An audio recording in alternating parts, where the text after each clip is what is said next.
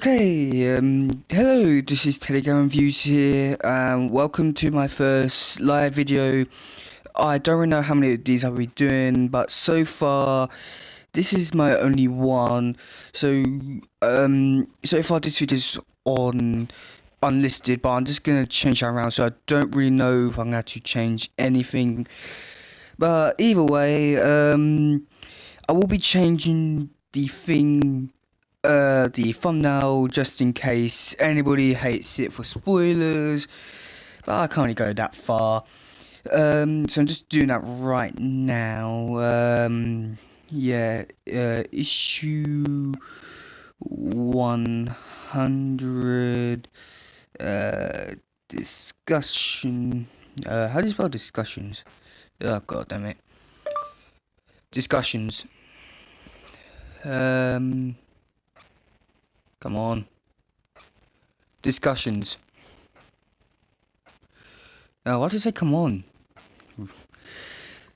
So let's go public. Do I need description for it? Ooh, no. Ah, god damn it. Edit quickly. I got edit off.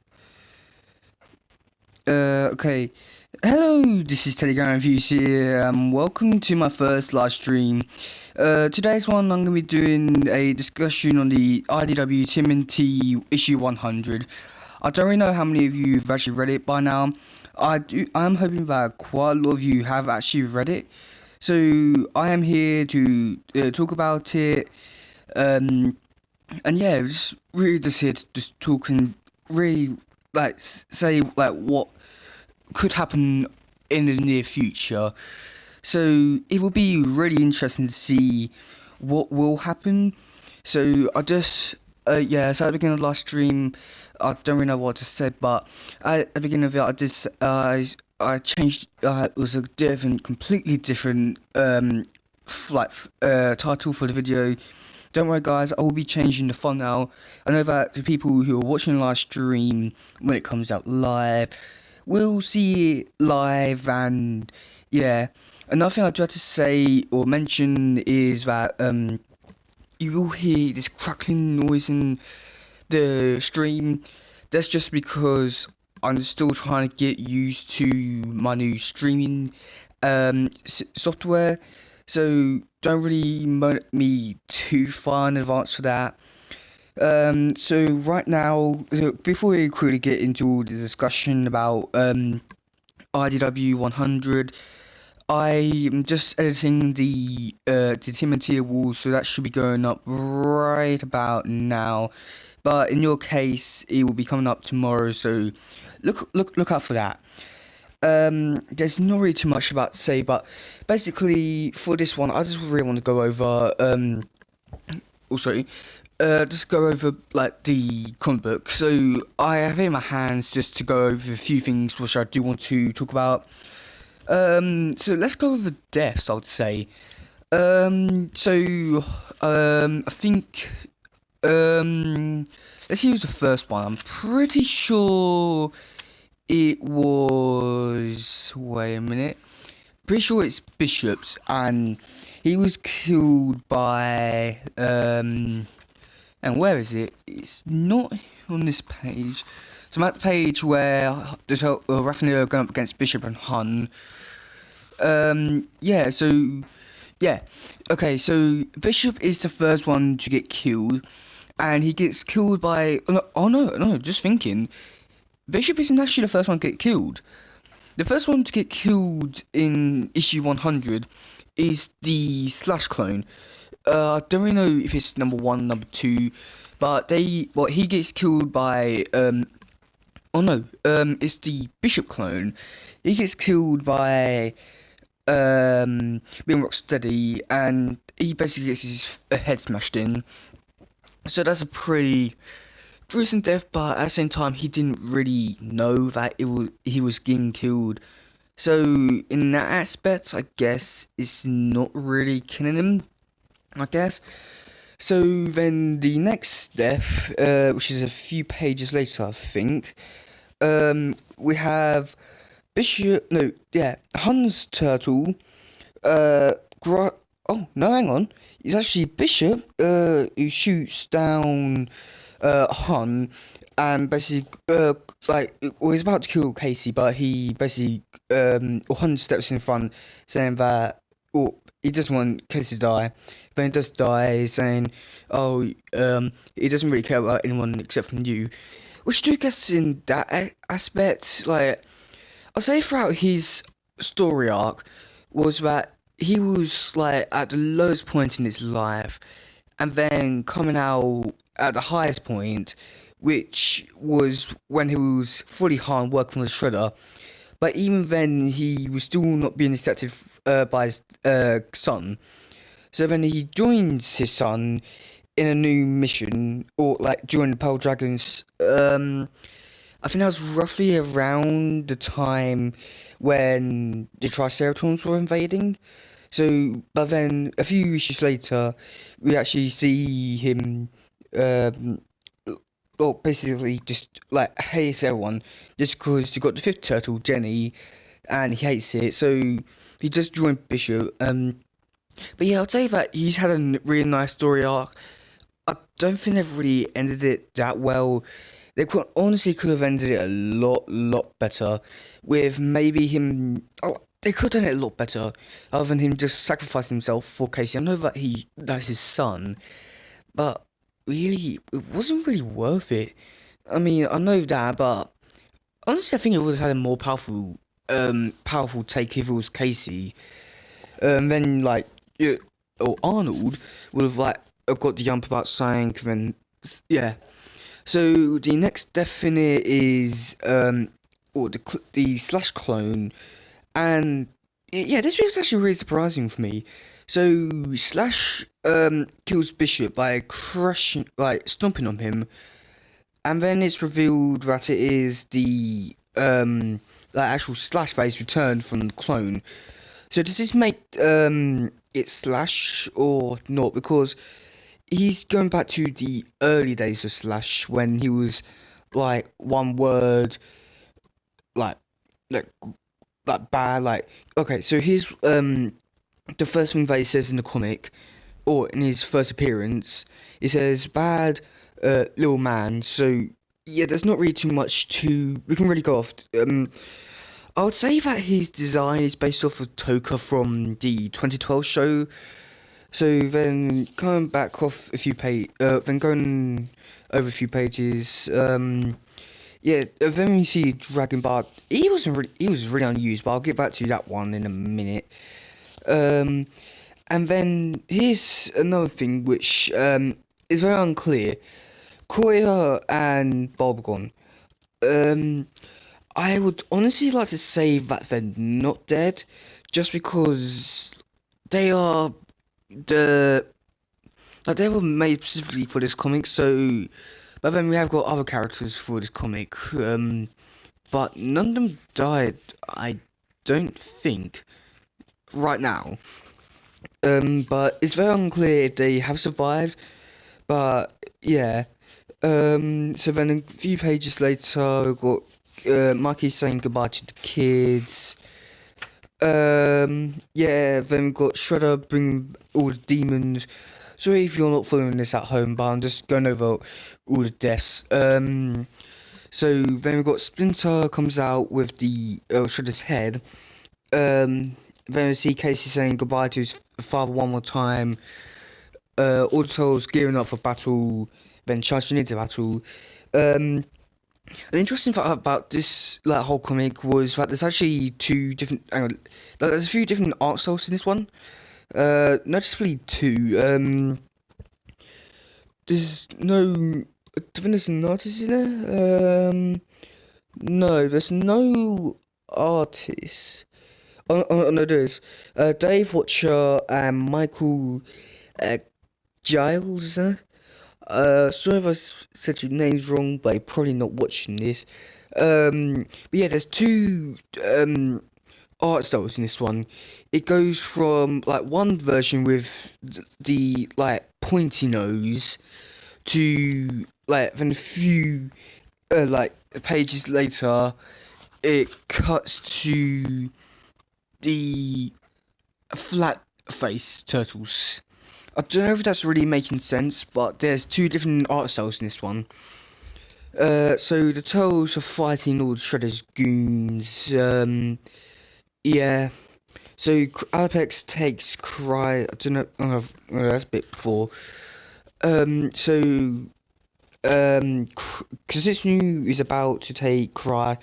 Sorry if I have said her wrong or name wrong throughout this whole me reading the whole comic book series, but what can I say? It's a very difficult word, and also it's not even her full. This character's not even from the IDW comics. This one's actually from the Usagi Jimbo comics. So there's an interesting fact about it. But basically, if she does die, just don't think of it as an original character dying. Just think of it as a character from another comic. Well, basically, this whole thing is a crossover, if you think about it. Oh no, I don't like that idea now. So we see Hamato Yoshi, aka Spencer, go into the spirit world. He talks to Yoshi, no, what's his name? Orokosaki. So may this, like, or may few people hate me for that. And before I get back to the Hobbit thing, so you see on the stream we got the black box. That's where the chat is from, and also the viewers. So basically, if any of you guys do decide to pop in, that's where your chat will pop up. It will likely be there for the rest of the thing.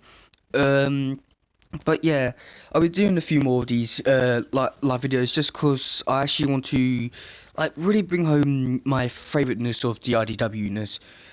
So we see, yeah, so going back to the comic, we see Hamato Yoshi talking to Orokosaki in the spirit world or the astral plane. It's very hard to decide on what one it actually is. But basically, he does have a good little scene with him. I think it's nearly from the scene from Shredder Hell issue 5. I think it is. But yeah, that's so he basically takes his place and saying that you have to. Orokosaki is basically saying that you have to die so that I can live, and I do think it's very weird how they really resolved this whole storyline. Just because, so Splinter's whole thing was that he was good from the very beginning, and then he turned evil when he was joining the Foot Clan, but he was still good. He just did, he had the wrong motivations throughout the whole thing. So then he got Orokosaki, because he was in the hell saying and he was redeeming himself. So Splinter wants to redeem himself by killing himself. So does this count as suicide? Yeah, we have not really covered that one over yet. But there's not really too much to go over this bit. But yeah, he just has a good like line with him. My problem was that the dragon was killed very easily. It was supposed to be a very big thing, but he was just killed off because of story reasons. But Shredder comes back, Splinter dies. Although, surprisingly, April's not there. I know that I shouldn't be too surprised because she hasn't... Like, last time I saw her do any sort of fighting was in the very, very early days. Like, we're talking before issue 10, I think. So I'm very surprised that she wasn't really there, but I'm glad that she did make an appearance. So then a few pages from the end, we see Orokosaki holding Splinter's body. This bit's actually I actually really like this shot. It does look like really nice. Although I'm just like nothing that was quite bad was that Shredder just accepts because it's new as normal and doesn't, or nobody really like punish her for her like what she's done for everything. And then just notice it now, but the dragon is still there and no one's doing a damn single thing about it. So another question I do have, which is Shredder a good guy now? because technically he should be, but there'll be probably multiple reasons that he's like, it's either that he's gonna join up the Turtles, he's gonna retire, or he's actually gonna like go good for a little bit and then turn evil.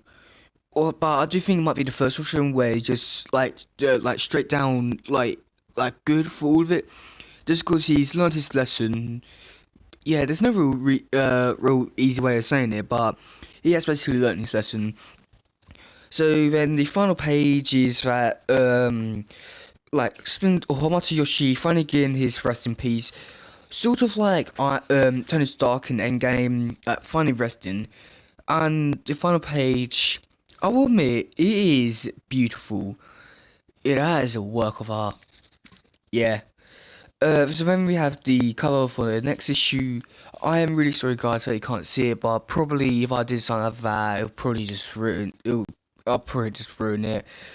Then the next page after the title notes is a little thing which are promoting for next year, which is the TMNT, The Last Ronin. I will begin into this whole thing in a future video, so don't really ask me about this because I think I might know what is going to happen in this, depending on what other stories happened before it. Basically, DC got Elseworlds like story where it has nothing to do with it, but it could have something to it could be something like that. But I'm not really going to go in too much detail into it just right now or just yet. But basically, yeah, we'll just look out for that video. Then the epilogue, we see all the kids on planet Nahumid. Future Troy saying that they can't go back. And then we see Leatherhead. And then Krang pops out. And so basically Leatherhead is dead. My only problem is that Leatherhead is basically dead because his insides have been ripped out. But they have not used Leatherhead to his fullest potential. He's sort of like the Flash for Crisis, where he should have a really good big role, but he doesn't. So I'm guessing that he's gonna have a Leatherhead, or no, Krang is gonna have a bigger role in the next few issues. I would probably say the next 25, maybe. Or I don't know, because in the first lineup, he was a pretty major villain. Like for the first 45 issues, he was the main villain, and then a few issues later, for the trial of Krang, he was the main villain then. But I don't think they're gonna really use him to his fullest potential, or Leatherhead, or they can't anymore because he is dead. Krang, I think it's gonna be an interesting way to take his character, or two characters. Yeah. So that's pretty much all the desk going over it and the storyline. I guess I didn't really mean to go into storyline, so I'm supposed to go into the desk. Then the final page we have all the covers, and it is a work of art. Like, it's amazing how many different artists are out there. I mean, Stan Sakai did it, but I feel like for most of them it is like really good, but some of them did have some spoilers in it with Stan Sakai one. It had Shredder in there. I don't know if it's supposed to mean anything, but it was a pretty big deal. Some other ones from Midtown Comics. It was done by, well, there's two covers, but I don't know if it's supposed to be like one cover, but when you turn it over, when you open it up, like the back and front, it makes one. So that could have been something. But yeah. So overall, I did really enjoy this comic. I'll be going a little bit more in detail of what I did like and didn't like in my actual read through. Probably not as detailed as this live stream. But yeah, how are you guys liking it? I know that none of you were able to speak about it. But yeah, this is actually a really good comic. Yeah, I might as well just go into all details about it right about now. But yeah, I did really enjoy this one. There was some parts that felt like this one felt a bit too rushed. It's hard to explain, but I feel like if they focus a bit more on the action, it would have had a lot more impact and a better outcome, I'd say. I mean, I did really enjoy this version of City at War with the fifth turtle, like loads of mutants. I think that's like those are the only two big things you can take out of this comic. Um, they wrap up a lot of or story arcs. Um, but it is really weird where they're gonna go now. I mean, I know that we have had like so many versions of this. Like we've had so many versions of City at War done before. We've had the Mirage one, 1990s movie, 2003, 2012, and now we can add this one to the list. So I would say this one is a pretty good one. I would say it's definitely better than the the 2012 one. Um, but yeah, it's a really good comic. There was this they missed on some like really key parts about the comic. But also, but there was some pretty good stuff about this one. The dragon stuff, it was pointless. It feels to have like a bigger role in the outcome. Or if it does have something to do with the like a main story in the um like issue 101 and so forth, I would say that it would have a bigger impact. But just right now, it was pointless. Um, but I'm surprised the Turtles and Shredder didn't have a fight. But I'm expected to have those two are gonna fight in the future. Shredder might retire, I guess. I mean, this one's just so weird because it's a really big milestone, and so much has happened, so many deaths, and we gotta wait till next month to actually find out what really happened. So it'll be interesting to see what happens. But yeah, it's just a weird one because it is really good, but there's some stuff that makes it bad. Yeah, like the artist, or two different artists, which I was very surprised about, because you've got the one cover which is used for the cover, the beginning and the end. Then you got one in the middle. I don't really know how many pages that one's for, but it's definitely a unique style which I actually really enjoy. There's not really too much with art style. Wording was quite good, I guess, because now I'm apparently doing that on my channel. Colors were quite good. I'll say definitely for that final page before the epilogue was, yeah, that was a work of art. That deserves to be up in the Hall of Fame of Turtles, along with all the other good pieces of art. But yeah, there was some really good key points about this issue, which I can really see, like this one being adapted into future like tell cartoons. But right now with tell cartoons, I don't really see it going too much darker. It might even just like stay with the Rise format for the next few years, like even after Rise is gone. So I don't think I'll do much dark with this, but you never know because you've got the Netflix TV show, which could have something pull a lot of inspiration from this. Yeah, so Anchovy, I really like Anchovy. I would say he was the best character throughout the whole thing. Mutant Animals, they weren't really used to the fullest potential, but I can understand why they're not used.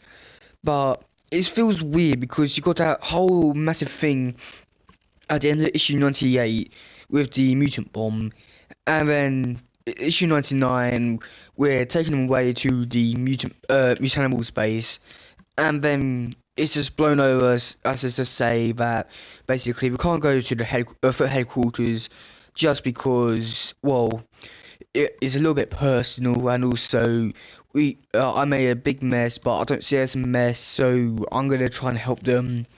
Yeah, so but I do think Sally might be leaving the team to join them.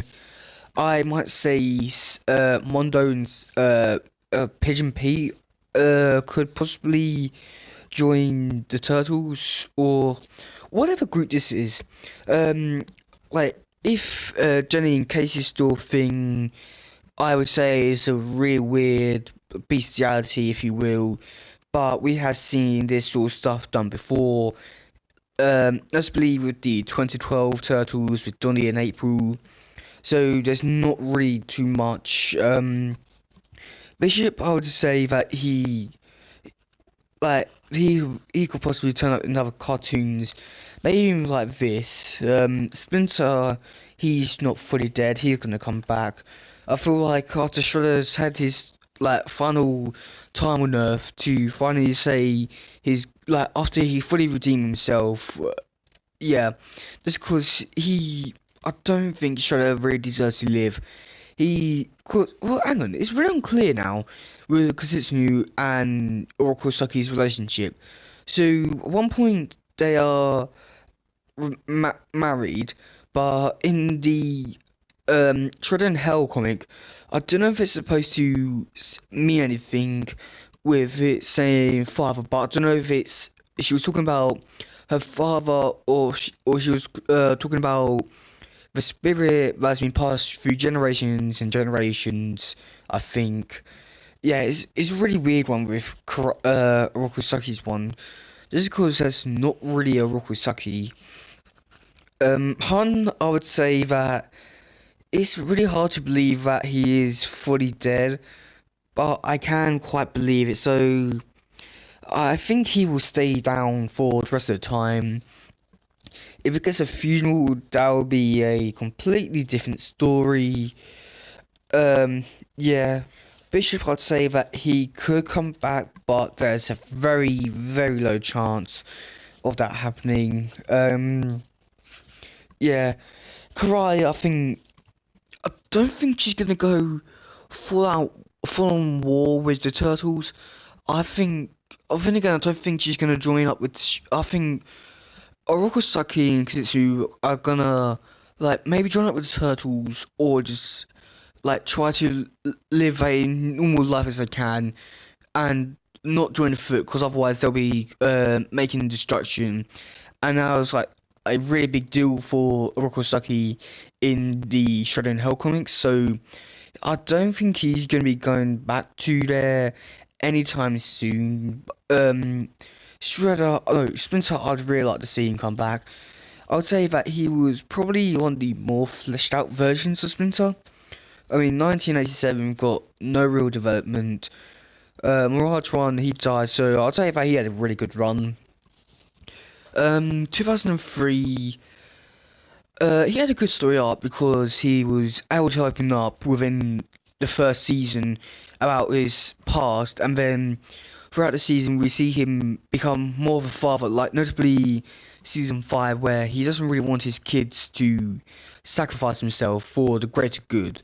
So, well, really, hang on, he's a really shit father. Sorry for the language, but basically this chance had to go up to 13. Yeah, so just flicking through the pages again. Surprisingly, the Mutamil stuff is only for one page, and it is definitely different art style. Where I did say that it was the flat top face. You can see it with the Mutanimals just because Hob looks normal. Ray, he looks like he has demon eyes. Sally, she looks like a man but with girl clothes. There wasn't really that many kids. Sorry to disappoint with other Nuts fans, but I'm not trying to be a nonce or anything like that. But yeah, would you see quite a lot underneath Mikey's shell, when the building collapses on him? But only 2 of them go off. But then a few scenes, at the end of it, we do actually see that all of them were able to get to. I don't really know what it's really called again. Then we see all the monsters from the Shredder in Hell comic come back to life, or come back from the astral plane, spirit world. It's something like that. I don't think there's any real noticeable cameos or Easter eggs in there. Yeah, I'm still flicking through it just to see if there's anything good. Yeah, I would say because that's pretty much where the comic ends. Overall, I'd have to say that this was a really, really good comic. Recommend picking this one up. But again, I wouldn't even recommend picking the single issue up, because in a few weeks there's going to be a deluxe edition which goes for about $13, which is going to have some exclusive covers, some sketches. So I recommend getting that one instead. But I'll probably just try and find like the exclusive stuff online. Overall, it's been an emotional start. I mean, only like about a year ago I started up with the other comics, so yeah, this is a pretty sad one, but I had to let it go and say that this is a really good comic. But overall, I'm going to end the stream as well. So basically, if you do like this one, please share, like, subscribe, and all that stuff. And I will be doing more in the future. Probably a few more with all the other comics. So do stay tuned for that. Yeah. So that's it for today, guys. If you do this one, please share, like, subscribe, and all that stuff. Goodbye, yo. Bye.